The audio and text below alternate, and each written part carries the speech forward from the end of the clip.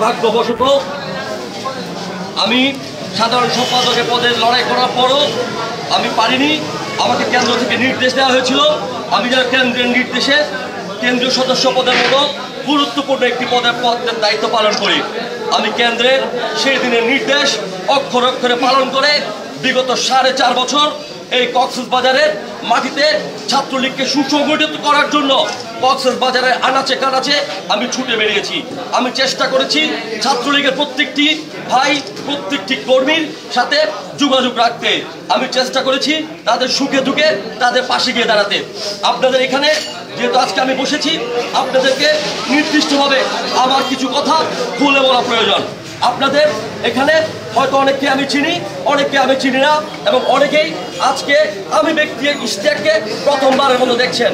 দুদিন পর সম্মেলন, হয়তোবা অনেকেই মনে করতে পারেন সেই কারণে আমি হয়তো এখানে এসেছি। না, এরকম ধারণা যদি আপনাদের হয়ে থাকে, আপনারা আজকে সবার সামনে একটি কথা স্পষ্টভাবে মনে রাখুন, এই যারা আজকে এখানে এসেছেন, আমি সম্মেলনে সভাপতি হতে না পারলেও জীবনের প্রত্যেকটি দিনে আপনাদের সুখে দুঃখে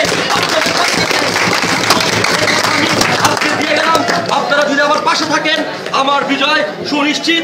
কক্সবাজারের সচেতন ছাত্র জনতা, কক্সবাজারের সুশীল সমাজ, কক্সবাজারের আওয়ামী লীগ, কক্সবাজারের মুক্তিযুদ্ধের সকল সম্প্রদায়ের শক্তি আজ একটি পতাকায় মিলিত হয়েছে। যে একটি তৃণমূল থেকে একই ছাত্র নেতা দরকার, যে ছাত্রলীগ নেতা এই ছাত্রলীগের হাল ধরতে পারবে, ছাত্রলীগকে নিয়ে যেতে পারবে হারানো সেই সোনালী ধারায়। সেই জন্য আপনারা আপনাদের 13 তারিখের সম্মেলনে প্রস্তুতি নিয়ে আসবেন।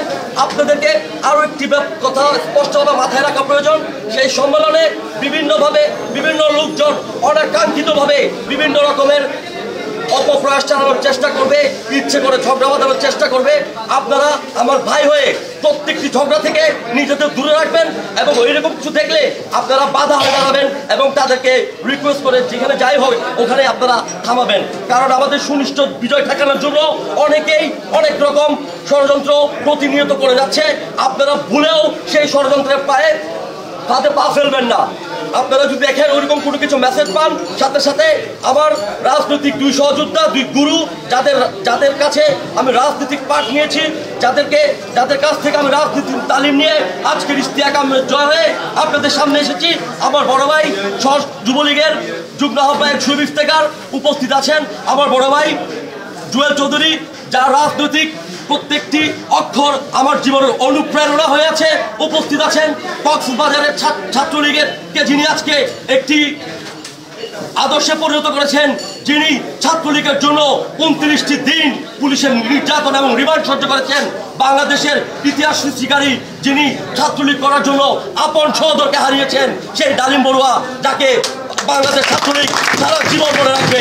আপনারা অবশ্যই লক্ষ্য রাখবেন, আপনাদের বিজয় সুনিশ্চিত না হওয়া পর্যন্ত আপনারা আপনাদের মন মানসিকতা এবং প্রত্যেকটি মুহূর্তকে আপনারা উপভোগ করুন।